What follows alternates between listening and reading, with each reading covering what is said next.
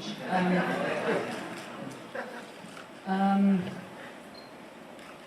I can answer that. I think you're asking why this subject of vampires? Yes. For me, it was obviously it's not a horror movie, as most vampire films are, although there are some beautiful ones that aren't explicitly horror films. But I think it's just the overview that it allowed, because they've been alive so long, to show a love story that spans that amount of time, and to have characters. After all, this is just a little character study, this film. You're just observing these characters that happen to be very strange and, to me, interesting. So to be able to see their perception of history over a long period of time was, I think, really attractive to me. And their own love story to span that amount of time is what drew me to it. So obviously, you know, I read something where the film, someone was saying, well, they're vampires, so they're not humans, and therefore there was something, I forget what the point was, but the thing is they're not, they're humans, because vampires start as humans, you know. They're not zombies that return from the dead. Vampires don't return from the dead. Well, I guess they can't, if they never die, they return from a state of not being dead. I don't know what that means. But, so, in any case, they are not just metaphorically humans, they are humans that have been transformed. So they're still humans, and so that was interesting. All spoken as scientific fact here. It's like a zoological lecture. It's a zoological film. Yeah, but it's also ecological, which is another thing. Just in case someone asks, mythology in vampire films is a cumulative thing. For example, having fangs, I think, only appeared in a Mexican vampire film in the 1950s or something. It's very recent. Nosferatu, I don't recall having fangs.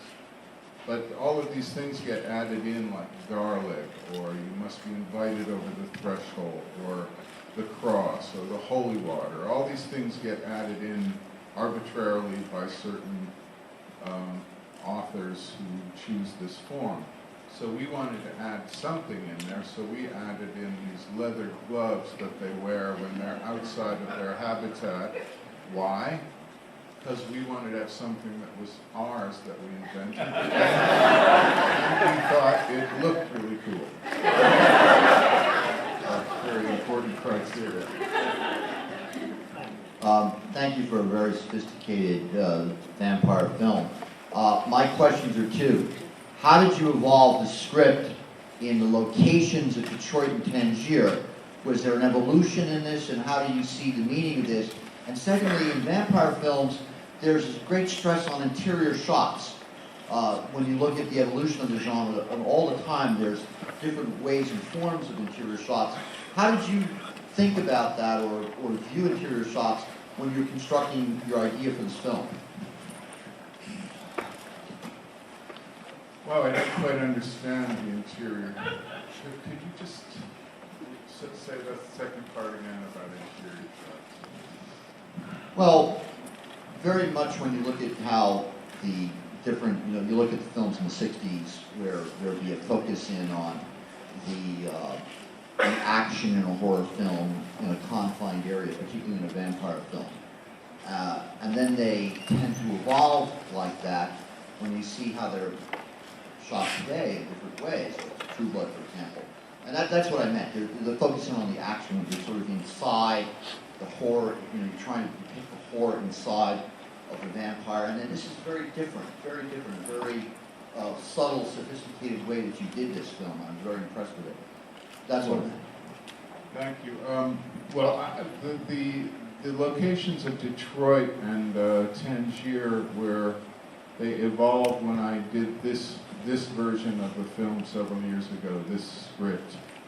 Previous script was set in Rome and Detroit, but Tangier is one of my favorite places on the planet, so I just wanted to shoot there, and also it seemed like a place that it would draw Eve to it.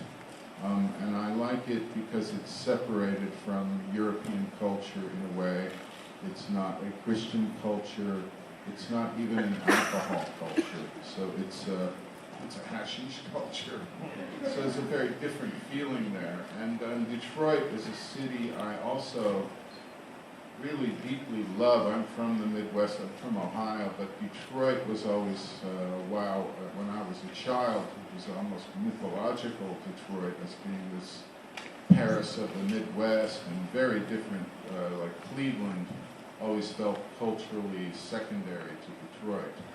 So, and now what's happened with Detroit is very tragic and sad and very unusual, maybe not so unusual, I don't know.